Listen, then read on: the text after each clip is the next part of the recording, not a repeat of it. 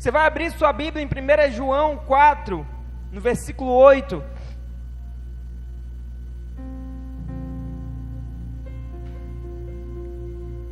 Primeira João 4, versículo 8.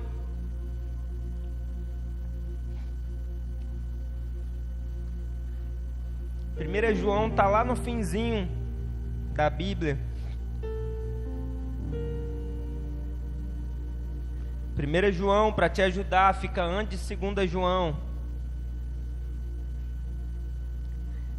1 João 4, versículo 8. Assim diz a palavra do Senhor. Quem não ama não conhece a Deus, porque Deus é amor. Desta forma, Deus manifestou o seu amor entre nós. Ele enviou o seu Filho unigênito ao mundo, para que pudéssemos viver por meio dele. Nisto consiste o amor, não em que nós tenhamos amado a Deus, mas em que Ele nos amou e enviou o seu Filho como expiação pelos nossos pecados. Amados, se Deus nos amou assim, também devemos amar uns aos outros. Ninguém jamais viu a Deus. Se amarmos uns aos outros, Deus permanece em nós, e o seu amor está aperfeiçoado em nós.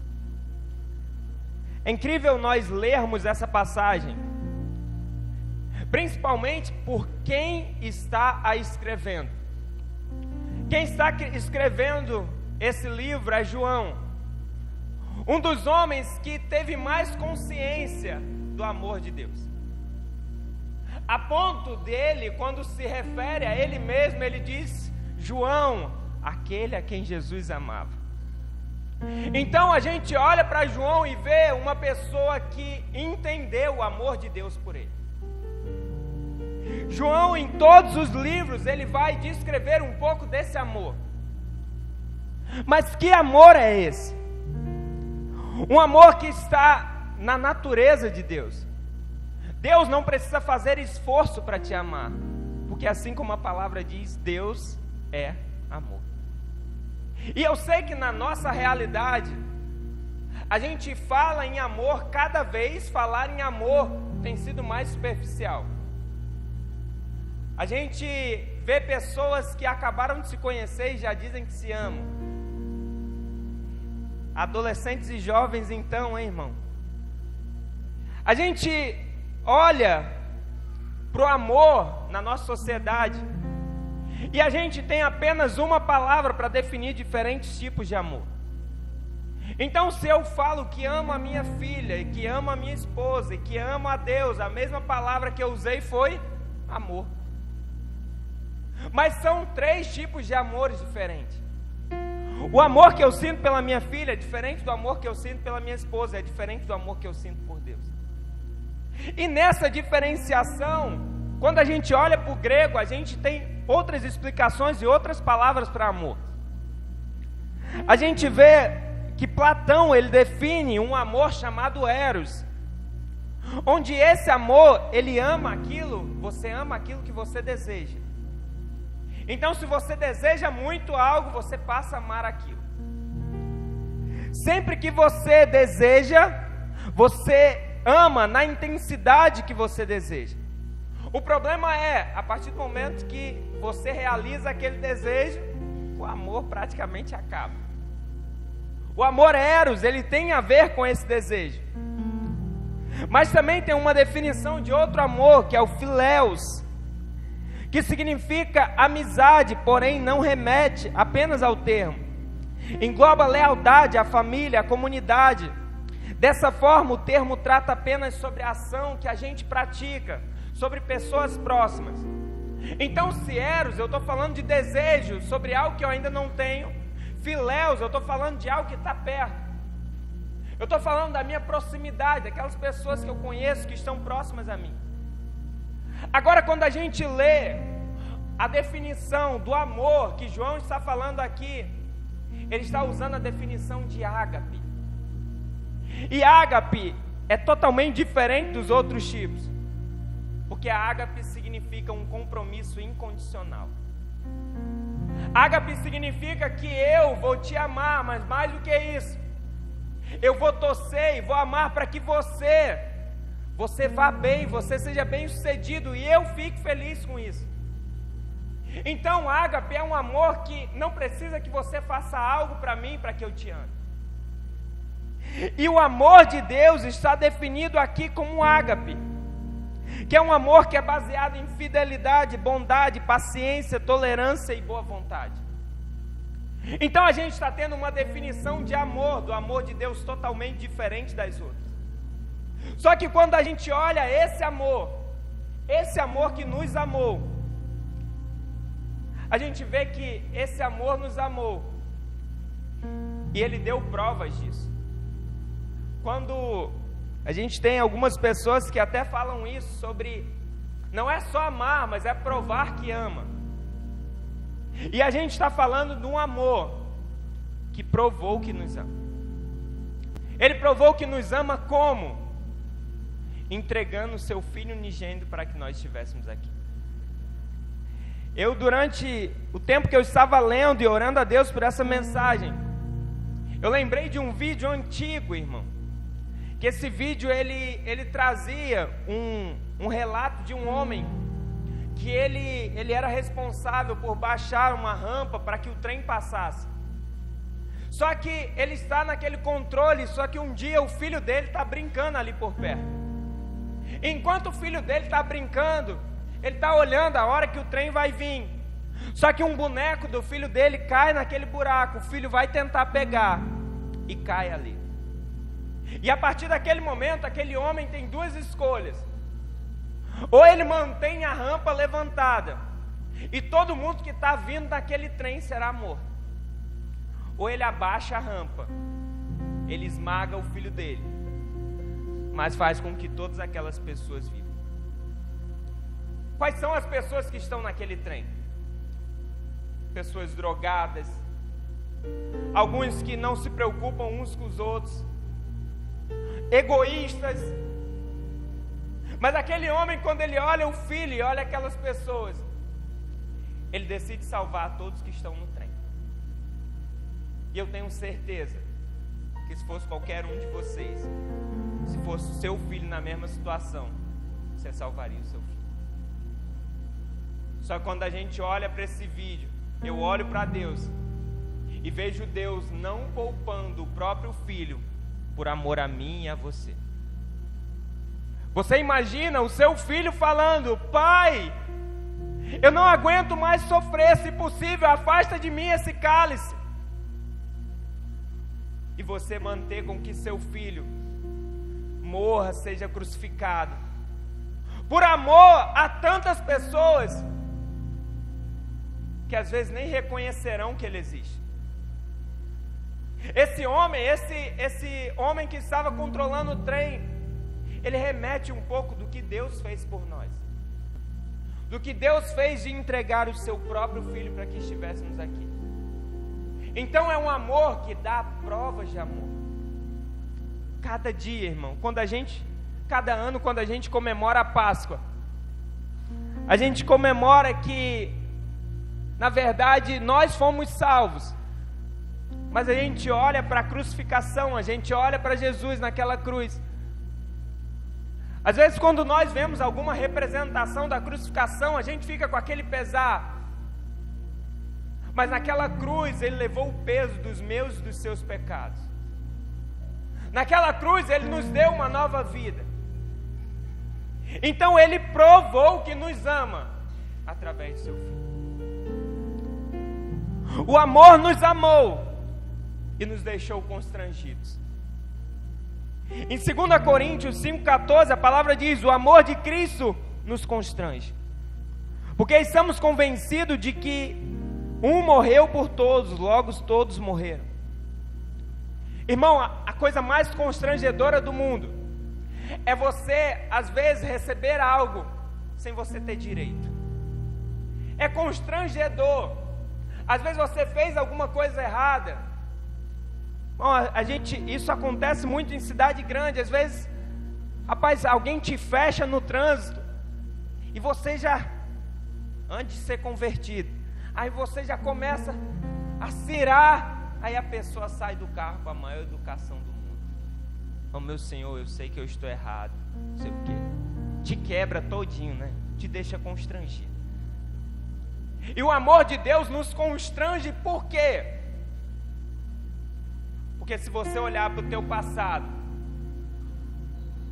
você não morreria no teu lugar. Porque o teu passado de pecado, o teu passado de aflição, o teu passado totalmente contrário ao Senhor, e mesmo assim Ele se entregou por você. Mesmo assim, mesmo com todos os seus erros. É por isso que o versículo mais conhecido da Bíblia, o versículo que a missionária Rayane citou aqui no momento de fé, porque Deus amou o mundo. A Bíblia não fala que Deus amou alguns, a Bíblia não fala que Deus amou os ricos, a Bíblia fala Deus amou o mundo. E a gente vai ver isso retratado na sua palavra. A gente vai olhar, por exemplo, ao apóstolo Paulo quando ele está em Filipos. A igreja começa em Filipos com uma mulher rica, vendedora de púrpura.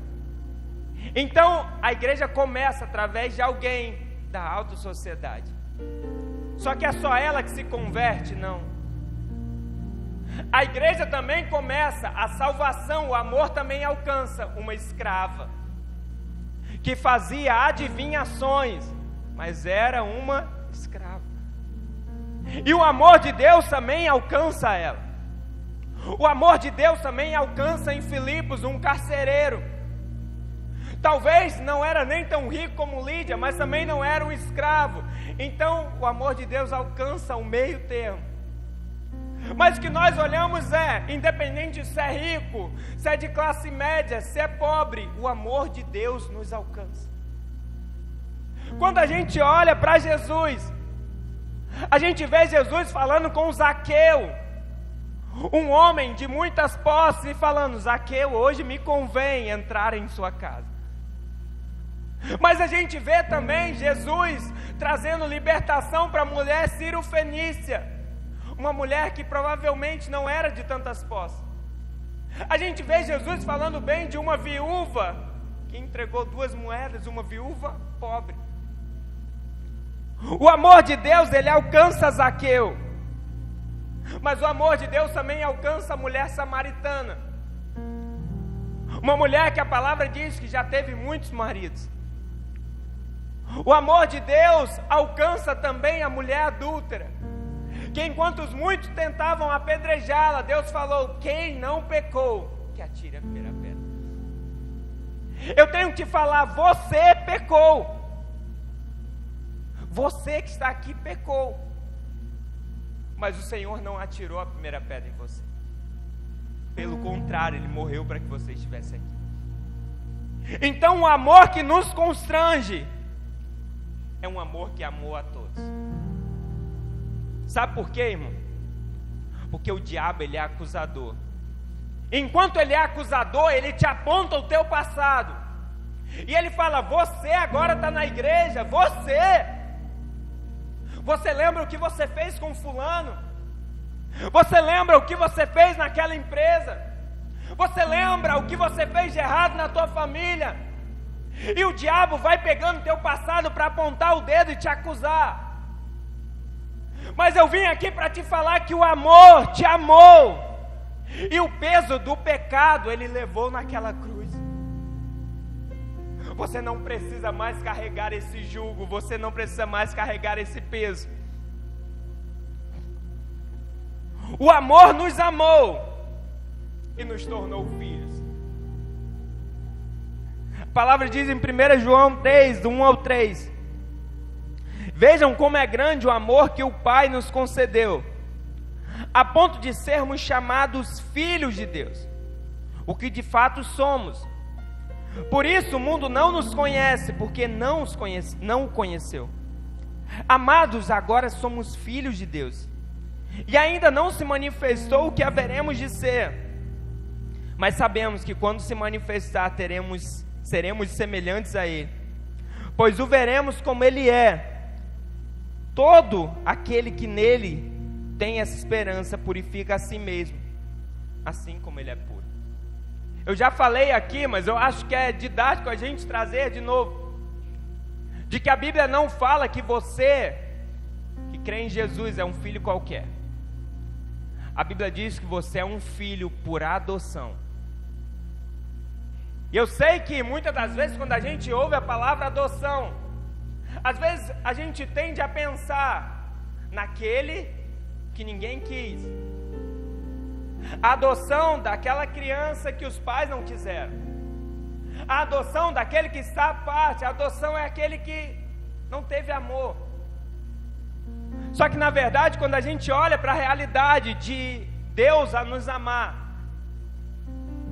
é porque na adoção, quando você vai adotar uma criança, você vai olhar e vai dizer: eu quero esse. Você vai olhar e vai dizer: não, esse. Na adoção você escolhe.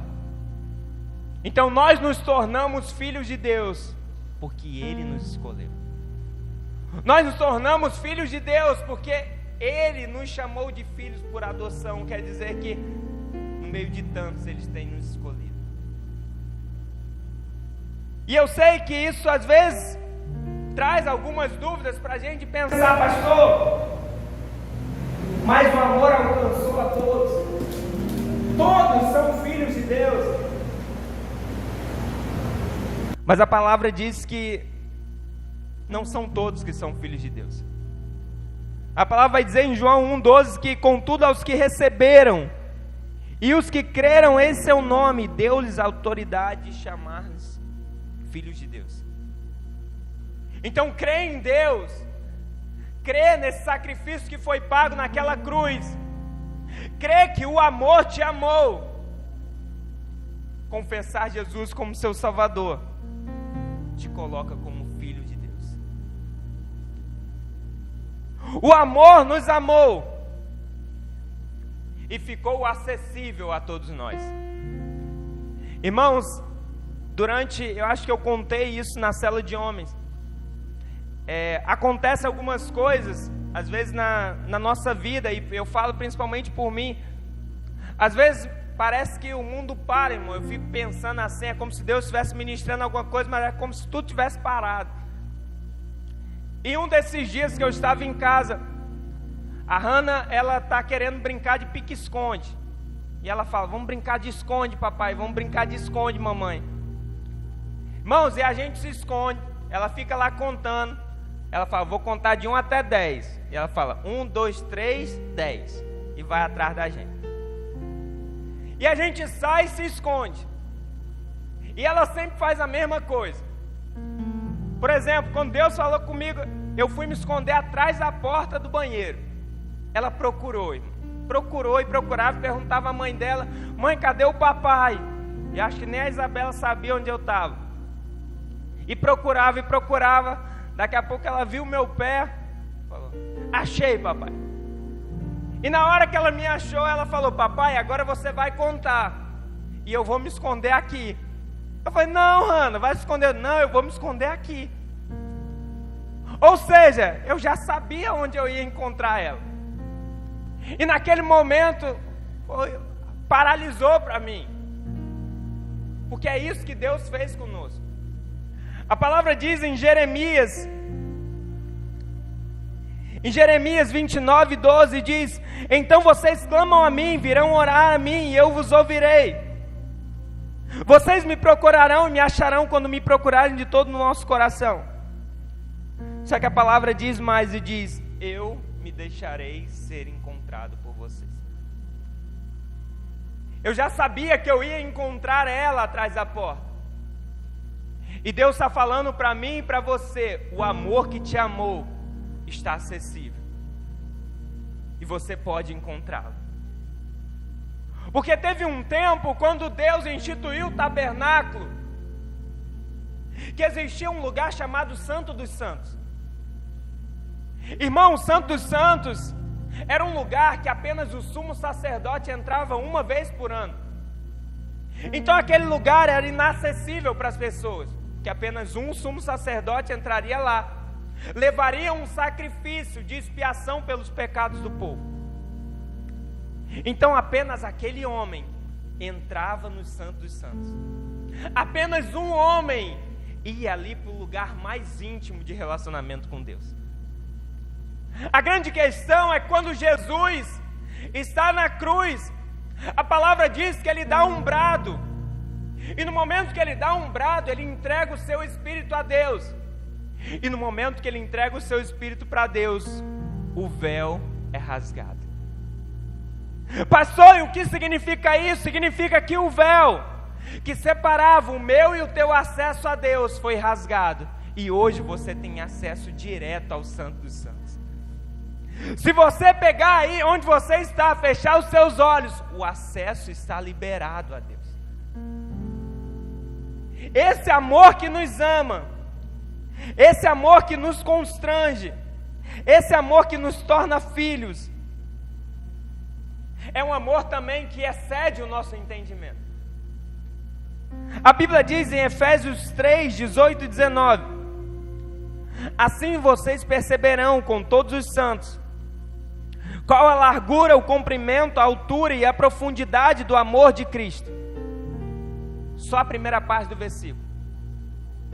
Você imagina alguém, talvez você conheça, aquela pessoa que você às vezes vai projetar alguma coisa, a pessoa já pega papel e caneta para anotar. Fala, vamos fazer hambúrguer? Pô, vamos anotar aqui quanto vai ser o custo. Aqueles mais detalhistas. Você imagina a palavra dizendo aqui, medir o comprimento, a largura e a altura do amor de Deus. Imagina a pessoa pensando, para pensar aí, irmão, qual a altura do amor de Deus?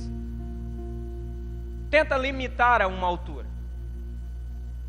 Agora tenta limitar a uma largura. Ainda bem que não tem ninguém gordinho, né? Senão a criança é fogo. O amor de Deus é tão largo, igual fulano. Não. Agora você para imaginar o comprimento. E a gente está tentando mensurar aqui. O apóstolo Paulo, ele tem essa intenção. Só que após a nossa mente ser direcionada para calcular, ele termina o versículo falando: e conhecerão o amor que excede todo o vosso entendimento. Então, se você hoje tem uma compreensão do amor de Deus, eu tenho que te falar, o amor de Deus vai muito além do que você pensou. O amor de Deus vai muito além do que já aconteceu na tua vida, porque pode ser que você esteja aqui e fale: pastor, eu era um perdido, eu era um drogado, a minha vida, eu estava condenado à morte e o Senhor me amou. Mas eu vim aqui para te dizer que Ele tem infinitamente mais, o amor dEle é infinitamente maior do que você pensou. Então esse amor que fez tudo isso por nós, e que quando a gente para olhar quão perfeito é, às vezes nós ficamos até com medo que pode nos separar desse amor. E o apóstolo Paulo vai falar: pois sou convencido de que nem a morte, nem a vida, nem os anjos, nem os demônios, nem o presente, nem o futuro, nem poderes, nem altura, nem profundidade, nem ninguém em toda a criação será capaz de nos separar do amor de Deus que está em Cristo Jesus. Nada irá nos separar desse amor. Mas quando nós somos constrangidos, nós nos tornamos filhos, a gente começa a ter uma missão em relação a esse amor. E eu vou te convidar para voltar lá a sua Bíblia, onde nós abrimos no início, em 1 João 4, no versículo 17 agora.